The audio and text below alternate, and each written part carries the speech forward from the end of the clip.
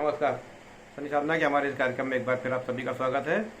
मैं आपका ज्योतिष मित्र पंडित हिमांशु ने आप सभी का स्वागत करता हूँ। कुंडली के 8वें भाव में यदि चंद्रमा हो तो क्या स्थिति होती है।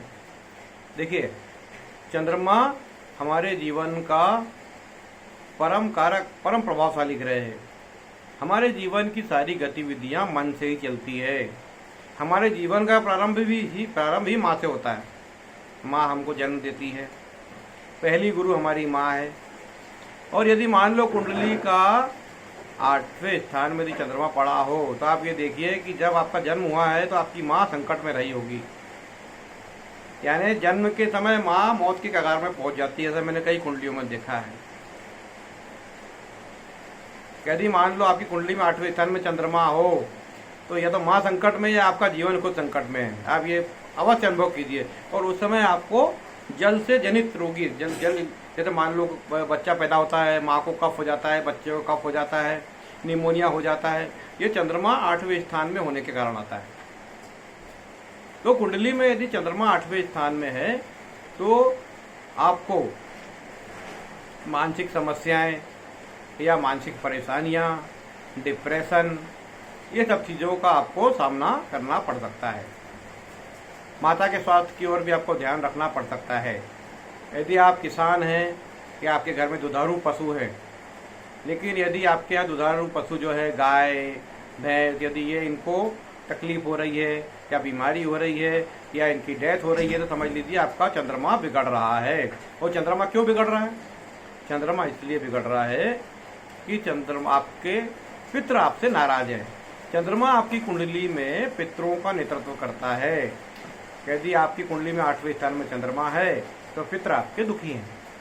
आपको प्रॉपर हर अमावस के दिन पिंडदान करना चाहिए, तर्पण करना चाहिए पितरों का। और घर में यदि आप बाहर किसी दुधारू पशु की सेवा कर सकते हैं तो उनकी सेवा कीजिए, गाय की सेवा कीजिए, पितरों की सेवा कीजिए। और नाग पंचमी के दिन नाग देवता की पूजा कीजिए। ये सभी कर्म करने से 8वें भाव का चंद्रमा आपको अच्छे परिणाम देगा। देखिए, चंद्रमा को यदि ठीक रखना है तो भगवान भोलेनाथ की सेवा के अलावा कोई बड़ा उपाय नहीं है। यदि आप भगवान भोलेनाथ का निरंतर पूजन पाठ करते हैं तो आपके पितृ वैसे ही प्रसन्न हो जाएंगे। हम पितृ पूजा में क्या करते हैं? देखिए, पितृ पूजा में हम तर्पण देते, जल देते हैं और भगवान शिव को भी हम जल चढ़ाते हैं। तो भगवान शिव की सेवा पितरों की सेवा ही है। तो आपको नियम से अमावस के दिन अपने पितरों को तर्पण करें, उनको जल दें और चावल के पिंड बना के उनको जल में उनका तर्पण करें। इसके अलावा आप भगवान शिव का नित्याभिषेक, नित्य पूजन ये भी करते रहे तो निश्चित रूप से 8वें भाव का चंद्रमा आपको अच्छा रिजल्ट देगा।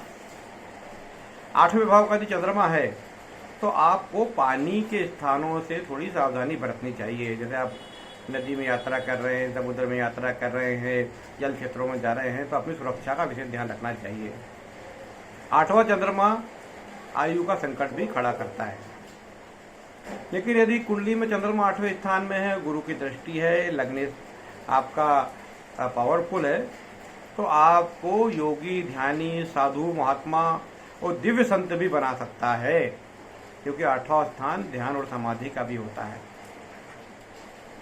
तो मैंने ये बताया आपको कि लाल किताब में यदि 8वें स्थान में यदि चंद्रमा हो तो क्या क्या तकलीफें हो सकती है और आपको इन तकलीफों से कैसे बचना चाहिए। पितरों की पूजा करना चाहिए। चंद्रमा वीक यानी पितर आपके नाराज है।